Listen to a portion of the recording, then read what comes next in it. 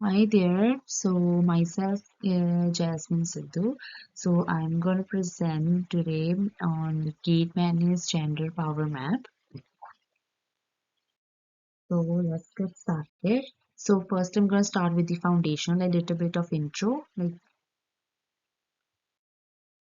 Okay. So it's a framework that helps us understand how patriarchy, sexism, and misogyny work together to maintain male dominance and how feminism pushes back against that system.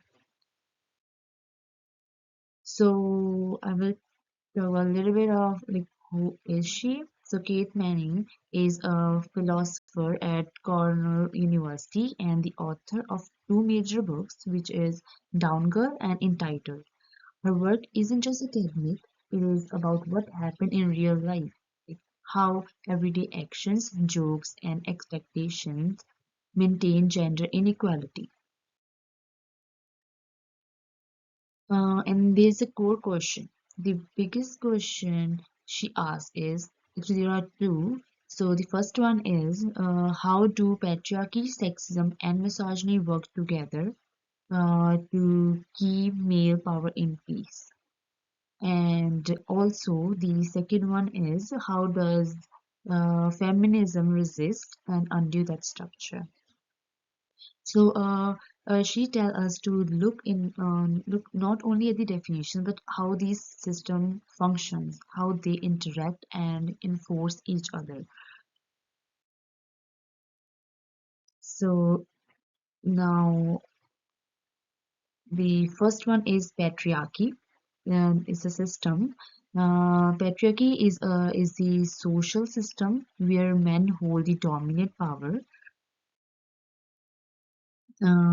It shapes leadership, culture, and norms. We see it when most CEOs or political leaders are men. For example, male CEOs still dominate like corporate boards still. So which teach us that men are supposed to lead and women are supposed to support or care, and that becomes so normal.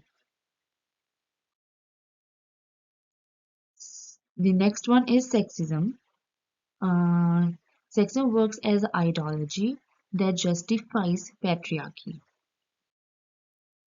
It says men are rational, women's are emotional. So it means it seems like so natural that men lead and women care. These ideas shows up everywhere, from children's textbook to hiring practices to media. They are the example of sexism. For example, saying like men's are better at math pushes towards STEM and leadership role, while women's are nurturing pushes towards women towards teaching and nursing. These small biases shapes whole careers. That how sexism keeps patriarchy running quietly. The next one is misogyny. So misogyny is different. It's not just hatred of women. It's the enforcement system that pushes women who step out of their assigned roles. So when women speak up or lead, misogyny shows up, push them back downwards.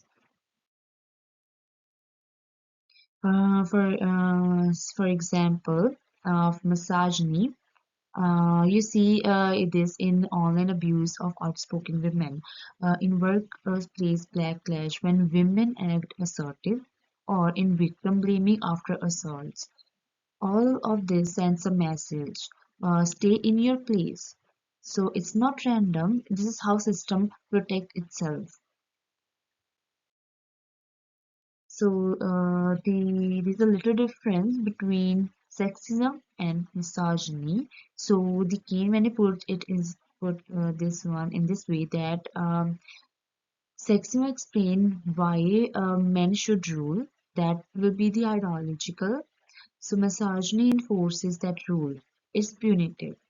So when someone say women are weaker, that's sexism, and when women is attacked for being strong, that's misogyny.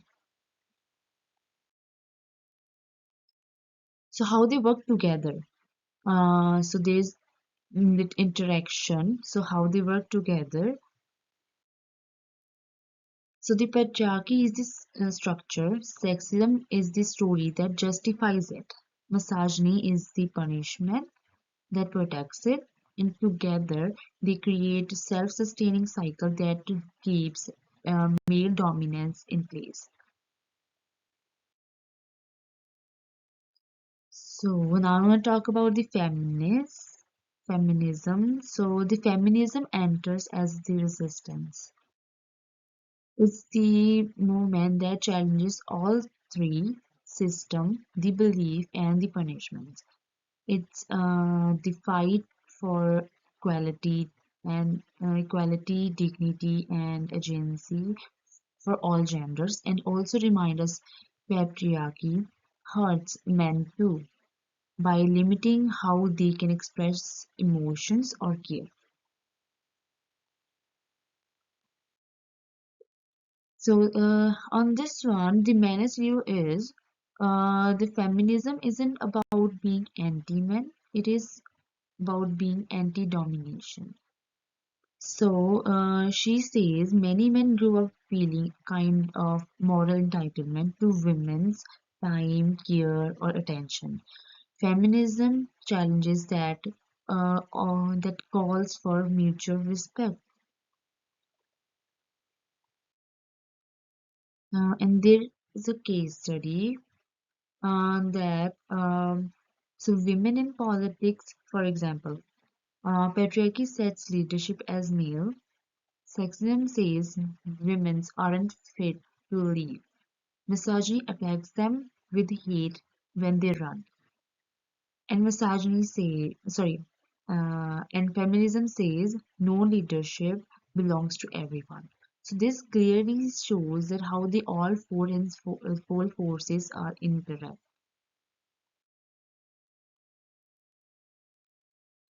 So there are implications. So why mapping power matters? So when we understand these connections, we can fix equality at its roots, not just not just on the surface. It helps us create fairer workplace, more balanced home, and more just governments. So the takeaways are, to summarize it, I will say the patriarchy is a system, power system, sexism is the belief system, misogyny is the enforcement system, and feminism is the challenge and change. Kate Manne says on it, like feminism is not about hating men, it's about love, it's about loving justice. So this is all of my presentation. Sorry if I pronounce anything wrong. So yeah, that's it. Thank you so much.